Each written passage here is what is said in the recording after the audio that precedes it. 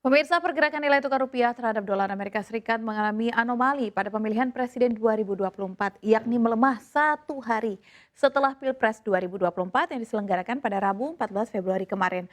Pelemahan ini adalah yang pertama kalinya dalam sejarah Indonesia. Loh, memang saat terpilihnya SBY dan Jokowi, bagaimana kondisi rupiah pasca pemilu? Nah, itulah yang akan saya sajikan di sini dalam Prabowo menang quick count, kok rupiah malah KO. Oke, kita masuk ke slide pertama. Ya, untuk diketahui hasil hitung cepat yang dirilis oleh 6 lembaga survei yang diambil pada pukul 10 waktu Indonesia Barat pada hari ini Jumat 16 Februari menunjukkan pasangan Prabowo Gibran masih unggul dengan suara sekitar 57 sampai dengan 59%. Saya tunjukkan di sini kalau dari Litbang Kompas berada di 58%, begitu juga dengan indikator, begitu juga dengan LSI Deni JA, lalu carta politika di bawah sedikit tapi nyaris 58%.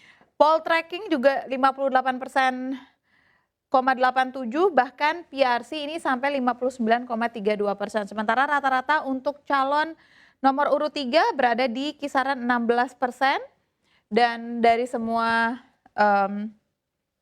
lembaga survei juga serupa. Sementara untuk Anies Baswedan dan Caimin juga rata-rata di 25% ya. Bisa dilihat bahwa dari sini belum ada perubahan yang begitu signifikan.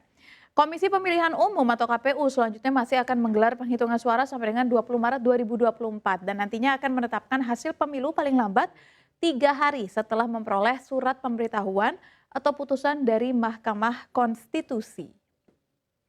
Ya, ini kita lihat bahwa rata-rata hasil quick count-nya per 16 Februari di pukul 9.30 juga memang masih unggul Prabowo Subianto dan juga Gibran. Nah, kita beralih ke topik utama mengenai rupiah.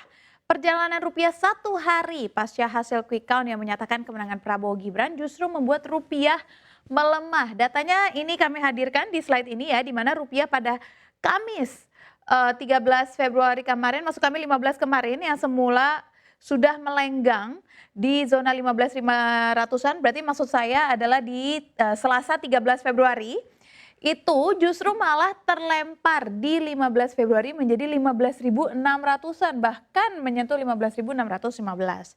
Mengacu data dari Bloomberg, harga dolar Amerika Serikat kembali melesat, di mana rupiah kini setara dengan 15.625 per 1 US dollar. Nah, nilai ini mengindikasikan adanya pelemahan 31 poin dibandingkan dengan level penutupan pada perdagangan Selasa lalu, sehari sebelum Pilpres. Nah, efek euforia pemilu yang memunculkan Prabowo Gibran sebagai pemenang Pilpres berdasarkan hitung cepat lembaga survei ternyata tidak cukup bertahan mengangkat pamor rupiah.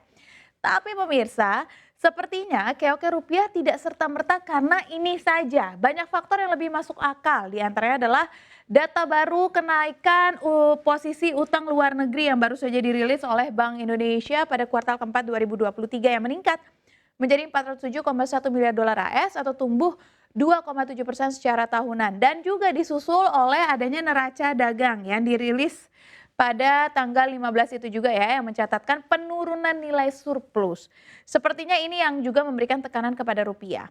Di sisi lain, ekonom perbankan juga menilai ada dua sisi dari keoke rupiah. Ekonom Bank Danamon misalkan Irman Faiz mengatakan jika hasil quick count sama dengan real count, maka putaran kedua tidak perlu dilakukan dan hal ini akan membantu meminimalkan ketidakpastian politik dan menjaga stabilitas rupiah. Ditambah surplus perdagangan yang berkelanjutan dan inflasi yang rendah, nilai tukar rupiah akan memiliki ruang nantinya untuk terapresiasi melampaui tingkat saat ini. Bahkan memberikan ruang bagi Bank Indonesia untuk menurunkan suku bunga kebijakannya sebesar 50 basis poin pada paruh kedua tahun 2024 dan ini juga akan membuat apresiasi rupiah semakin besar. Sehingga koreksi yang terjadi saat ini sebenarnya terlihat wajar. Tapi di sisi lain, Kepala Ekonom Bank Mandiri Andri Asmoro mengatakan, pasar uang masih dipengaruhi oleh tekanan eksternal dan menunggu hasil real count pemilu. Tekanan eksternal khususnya dari data inflasi Amerika Serikat yang masih panas, yakni masih di 3,1% secara tahunan pada Januari lalu, atau masih cukup jauh dari targetnya yaitu di 2%. Serta kuatnya perkembangan ekonomi Amerika Serikat yang menunjukkan bahwa era tingginya suku bunga dalam beberapa waktu lama atau higher for longer masih akan terus terjadi. Nah, beralih ke data historis, sejak Pilpres 2004, gerakan rupiah pada sehari setelah pemilihan selalu menghijau, termasuk saat eranya Susilo Bambang Yudhoyono dan Joko Widodo memenangi Pilpres. Tapi pemilu tahun ini menjadi yang paling berbeda, mengingat justru satu hari pasca pemilu, rupiah mengalami depresiasi 0,16%. Meskipun di awal perdagangan terjadi penguatan 0,13% ke angka 15.570 per US dollar. Saya tunjukkan ya. Ini adalah kemenangan putaran pertama oleh SBY di mana satu hari jelang pemilu walaupun maju ke putaran kedua tetapi ada apresiasi 1,67%. Yang akhirnya di putaran kedua ini dimenangkan oleh SBY dan juga Yusuf Kala, dan satu hari setelah pemilu putaran kedua juga terapresiasi 0,19%. Lalu di pemilu kedua di tahun 2009, di satu hari setelah pemilu pun terapresiasi cukup tinggi, hampir 0,5% yang dimenangkan oleh SBY dan juga Budiono. Bergeser ke pemerintahan selanjutnya yaitu Pak Jokowi, di 9 Juli pemilunya, lalu 10 Julinya apresiasi rupiah mencapai 0,43%.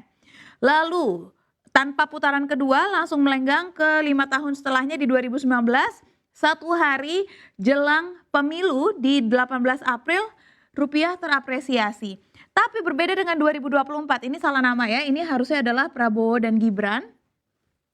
Justru malah terkoreksi satu hari pasca pemilu di 0,16%. Tapi seperti yang saya sampaikan tadi bahwa mungkin tidak hanya karena ini aja, tetapi karena di hari tersebut di tanggal 15 Februari berbarengan juga dengan rilis data penting terkait kondisi perekonomian dan keuangan di Indonesia.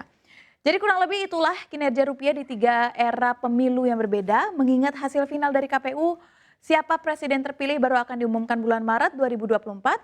Maka sejak sekarang hingga Maret tentu segala ketidakpastian masih bisa terjadi dan potensi naik turunnya rupiah juga masih sangat besar. Tentu semua berharap ya siapapun pemenangnya bisa membawa kemajuan pada perekonomian Indonesia. Dan yang terpenting tentu kita mengharapkan tidak ada kerusuhan seperti Pilpres di 2019 lalu sehingga kepercayaan diri investor di pasar keuangan juga bisa tetap terjaga.